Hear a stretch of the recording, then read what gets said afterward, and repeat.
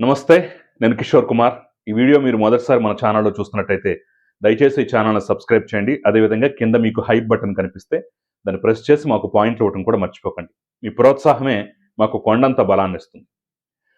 So, ఈ వీడియోని ఒక్క ముక్కలో చెప్పాలంటే, ఒక్క మాటలో తేల్చి పారేయాలంటే, ఈ వీడియోకి నేను పెట్టుకున్నటువంటి టైటిల్ ఏంటయ్యా అంటే, నవ్విపోదురుగాక నాకేటి సిగ్గు అనేటటువంటి సామెతను చూశారు.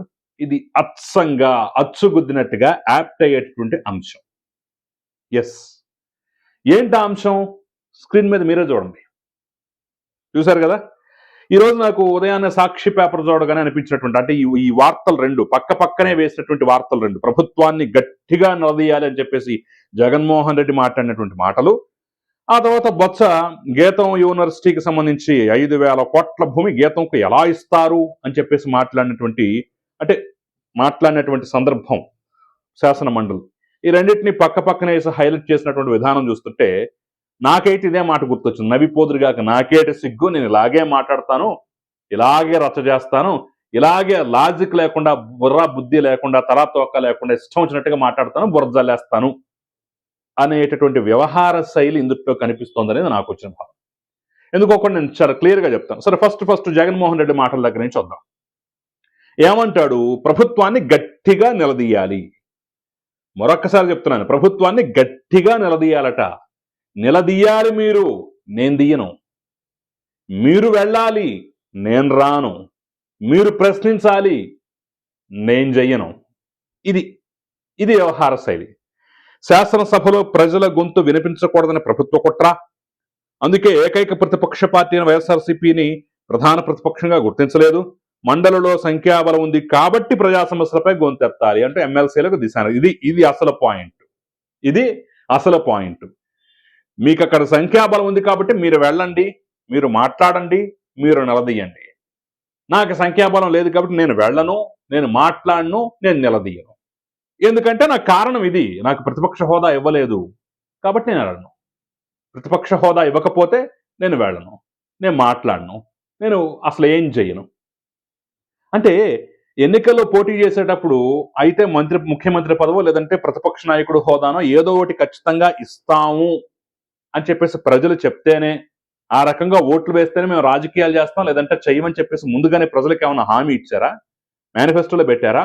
నాకైతే ముఖ్యమంత్రి పదవి ఇస్తేనే నేను ఇది చేస్తాను, లేదంటే నాకైతే ప్రతిపక్ష నేత హోదా పదవి ఇస్తేనే, ఇచ్చేలాగా మీరు సంఖ్యాబలం ఇస్తేనే నేను యాక్టివ్ రాజకీయాల్లో కొనసాగుతానని చెప్పేసి, లేకపోతే మీ గురించి పట్టించుకోనని చెప్పేసి మేనిఫెస్టోలో పెట్టారా? మరి ఏంటిదంతా? సో, నవ్విపోదురుగాక నాకేడు సిగ్గు అన్నదానికి పర్ఫెక్ట్ ఉదాహరణ ఇదే కదా. మీరు వెళ్ళండి, మీరు మాట్లాడండి, అవసరమైతే వాళ్ళు రిటార్ట్ ఇస్తే, వాళ్ళు మీ కౌంటర్కి ఎన్కౌంటర్ చేస్తే, లేదంటే వాళ్ళు మీరు మాట్లాడిన దానికి తిరిగి అదే స్థాయిలో గట్టిగా ఇది చేశారనుకోండి, ఆ అవమానాలు మీరు పడండి, నేను పడను, నేను సేఫ్, నేను తిట్టించుకోను, నేను ఇజ్జయ్యను. అవమానాలని మీరు పడండి, మీరు తిట్టించుకోండి, మీరు ఇజ్జేయండి, మీరు పోండి, మీరు నిలదీయండి. నేను మాత్రం నిలదీయను. మీరు నిలదీయటం ద్వారా వచ్చే మైలేజ్ మాత్రం మళ్ళీ నాకే కావాలి. అర్థమవుతుందా? నేను వెళ్ళను, నేను నిలదీయను, కానీ మీరు వెళ్ళండి, మీరు నిలదీయండి, మైలేజ్ మాత్రం నాకు ఇవ్వండి. ఏదైనా ప్రధాన ప్రతిపక్ష హోదా వస్తే మాత్రం నేను తీసుకుంటాను. ఏంటిది? నవ్విపోదురుగాక నాకేటి సిగ్గు అని చెప్పేసి అనిపించట్లేదా? గొంతెమ్మ కోరికలాగా అనిపించట్లేదు ఇది? గొంతెమ్మ కోరికలు ఎవరైనా తీరుస్తారా? రైట్ రాయల్ గా హక్కుల కోసం పోరాడితే ఎవరైనా పట్టించుకుంటారు. గొంతెమ్మ కోరికలు ఎలా?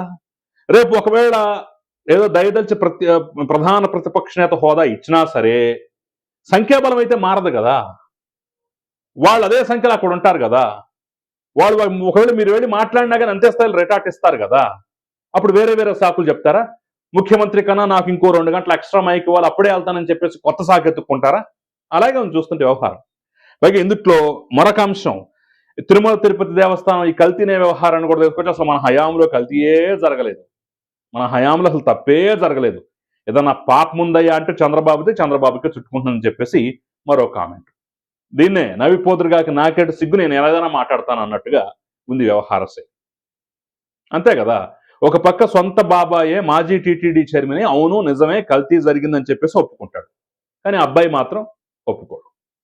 ఒక పక్క బాబాయ్ పిఏనే ఈ మొత్తానికి సూత్రధారి పాత్రధారి అని చెప్పేసి అభియోగాలు పెడతారు, కేసు పెడతారు, జైల్లో పెడతారు, అన్నీ చేస్తారు, కానీ అబ్బాయి మాత్రం గుర్తించడు.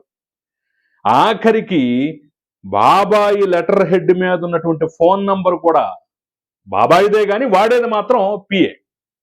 ఈ కల్తీ దందాలు, వ్యవహారాలు, హవాలాలు, డబ్బులు మొత్తం నడిపింది ఆ ఫోన్ నంబర్ తోటే. ఆఖరికి ట్రూ కాలర్లో కొట్టినా సరే, బాబాయ్ ఫోన్ నంబర్ అయినా సరే పిఏ పేరే వస్తుంది అందుట్లో.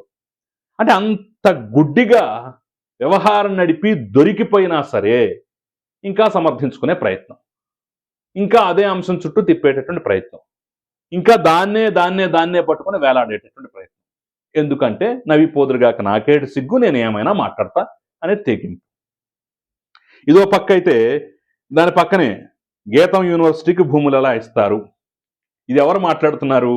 జగన్మోహన్ రెడ్డి హయాంలో 30 లక్షలకు 30 ఎకరాలు తీసుకొని ఏది పరిశ్రమ పెడతాం, కంపెనీ తీసుకొస్తాం అని చెప్పి భూమి తీసుకొని అందుట్లో కనీసం కాంపౌండ్ వాల్ కూడా కట్టనటువంటి బొత్స సత్యనారాయణ మాట్లాడతారు.